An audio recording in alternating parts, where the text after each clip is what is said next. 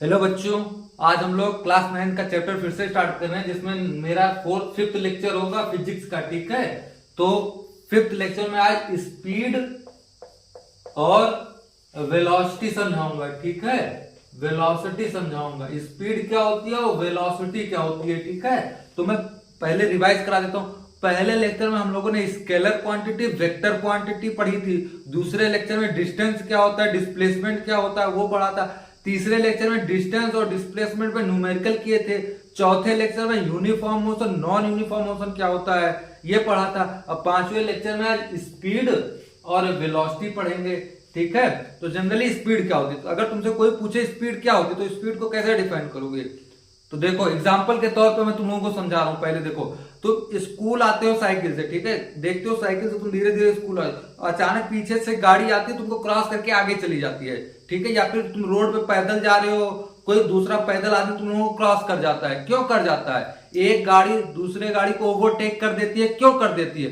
क्योंकि उसकी स्पीड ज्यादा होती है। स्पीड ज्यादा होती है मतलब समझो, एक सेकंड में तुमसे ज्यादा वो चलता है। अगर तुम एक सेकंड में 2 मीटर चले तो एक सेकंड में वो 3 मीटर चलता है, तो उसकी स्पीड ज्यादा है। स्पीड मतलब रेट ऑफ मोशन। स्पीड को ही रेट ऑफ मोशन बोल सकते हो। रेट ऑफ मोशन बोल सकते हो कि एक सेकंड में वो तुमसे ज्यादा चलता है या एक मिनट में तुमसे ज्यादा चलता है, तो उसी को क्या बोलते हैं, स्पीड या रेट ऑफ मोशन। तो एक गाड़ी दूसरे गाड़ी को ओवरटेक क्यों करती है, या तुम स्कूल आते हो गाड़ी वाला तुमको ओवरटेक कर देता है, क्यों कर देता है? क्योंकि उसका रेट ऑफ मोशन ज्यादा होता है, उसकी स्पीड ज्यादा होती है, इसलिए वो तुमको ओवरटेक कर देता है। ठीक है, तो बेसिक कॉन्सेप्ट क्या निकला स्पीड का, कि एक गाड़ी दूसरे गाड़ी को ओवरटेक करती है। क्यों? क्योंकि उसका रेट ऑफ मोशन ज्यादा होता है या स्पीड ज्यादा होती है, इसलिए तुमको ओवरटेक करके आगे निकल जाता है। तो अगर इसकी डिफिनीशन की बात हुई तो डिफिनीशन हम क्या लिखेंगे, तो इसके डिफिनीशन हम अगर लिखे हैं तो इसके डिफिनीशन हम पहले लिख सकते हैं ratio of distance covered by object to distance covered by the object to time. Time और डिस्टेंस जितना कवर किया उसके रेशियो को ही हम क्या बोलते हैं, स्पीड। या फिर इसको दूसरी डेफिनेशन लिख सकते हैं, distance covered by the object, distance covered by the object in unit time. ठीक है, एक सेकंड, यूनिट मतलब होता है एक सेकंड या एक मिनट में कितनी दूरी तय किया।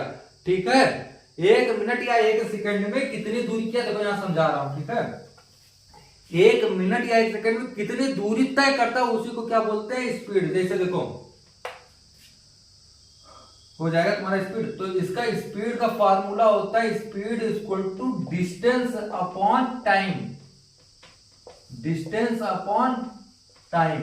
ठीक है, तो ये क्या हो गया, distance upon time, star mark, ये फॉर्मूला ध्यान रखना है। ठीक है, तो डिस्टेंस और टाइम के रेशियो को क्या बोला गया, स्पीड बोला गया ना। तो डिफिनेशन क्या हुई, ratio of distance covered by the object to time.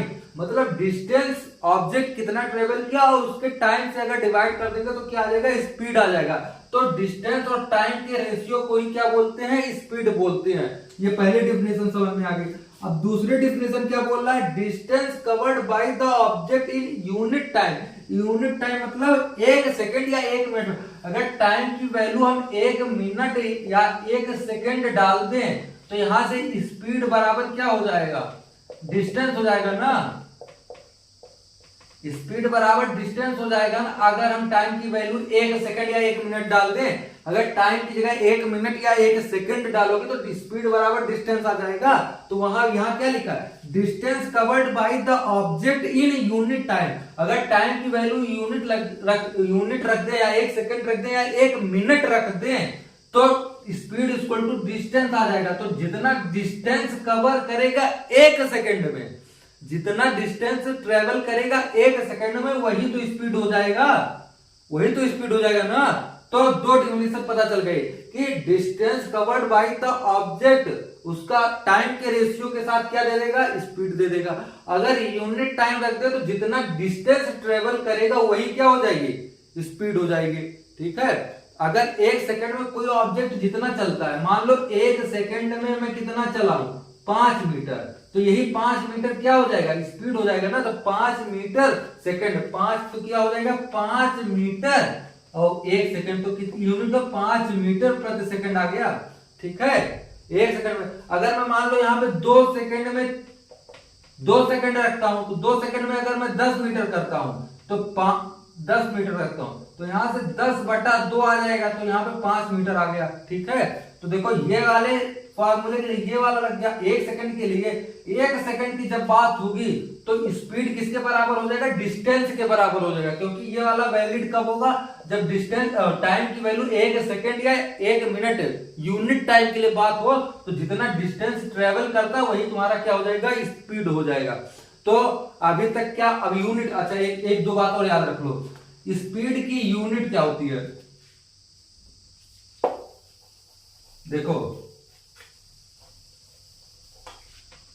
1 second जब यहां पे रखोगे तो स्पीड बराबर क्या हो जाएगा, डिस्टेंस, मतलब जितना डिस्टेंस ट्रेवल करेगा यूनिट टाइम में वही तुम्हारा क्या हो जाएगा, स्पीड हो जाएगा।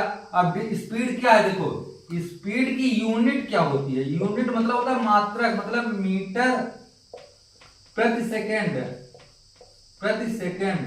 या किलोमीटर पर आवर। ठीक है, और ये क्या है, स्केलर क्वांटिटी है, स्केलर क्वांटिटी। यूनिट मतलब होता है मात्रक की, उसमें किसको हम मेजर करते, नापते किसमें, जैसे तुम स्कूल से घर आते हो तो कितने किलोमीटर है, मतलब लेंथ कितनी, उसकी डिस्टेंस किसमें नाप रहे हो। ठीक है, मीटर या किलोमीटर में नापते हो ना। तो जो मीटर प्रति सेकंड स्पीड बोलते हो ना, कि एक कार की स्पीड कितनी है, तो तुम बोलते हो 10 मीटर प्रति सेकंड। तो मीटर प्रति सेकंड का मतलब क्या हुआ, मीटर प्रति सेकंड उसकी यूनिट हुई। यूनिट मतलब मीटर प्रति सेकंड। मान लो एग्जांपल के तौर पे बोला गया है 10 मीटर प्रति सेकंड, तो इसका मतलब हुआ 1 सेकंड में वो 10 मीटर चलता है। ठीक है, अगर बोला गया 50 किलोमीटर पर आवर, तो इसका मतलब क्या हुआ, 1 घंटे में 50 किलोमीटर चलता है।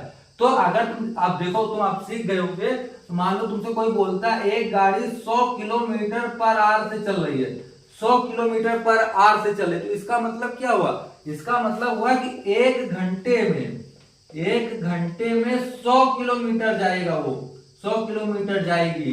ठीक है, तो उसका मतलब यही हुआ कि 1 घंटे में वो कार 100 किलोमीटर ट्रेवल करेगी। और स्केलर क्वांटिटी क्या होती है, स्केलर क्वांटिटी जिसमें केवल मैग्नीट्यूड की बात, मतलब न्यूमेरिकल वैल्यू हुई, मतलब कि एक कार 100 किलोमीटर, और 100 किलोमीटर के साथ डायरेक्शन नहीं जोड़ा गया, मतलब कि ना नॉर्थ की तरफ जा रही, ना साउथ की तरफ जा रही, ना ईस्ट की तरफ जा रही, ना वेस्ट की तरफ जा रही, केवल बोला गया है एक कार 100 किलोमीटर।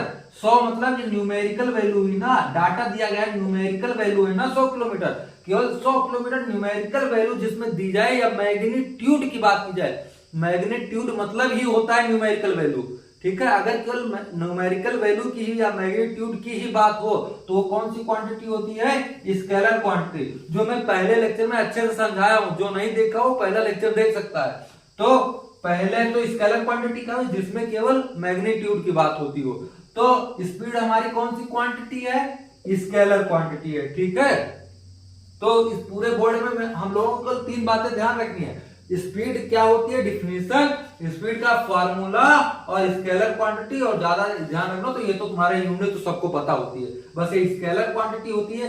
ध्यान रखना स्पीड क्या है, स्पीड आगे वेलोसिटी पढ़ाऊंगा, वेलोसिटी में केवल इतना ही डिफरेंस होता है, वो वेक्टर क्वांटिटी होती है। स्पीड और वेलोसिटी में एक ही डिफरेंस होता है कि वो वेक्टर क्वांटिटी होती है। ठीक है, तो स्पीड क्या हुआ तुम्हारा, स्केलर क्वांटिटी है। डिफिनीशन क्या हुई, ratio of distance covered by the object to the time, ratio of distance covered by the object to the time. ठीक है, ये हो जाएगा distance covered by the object in unit time, ये तुम्हारा डिफिनीशन हो जाएगा। तो स्पीड की ये बात हुई, आगे वेलोसिटी पढ़ते हैं।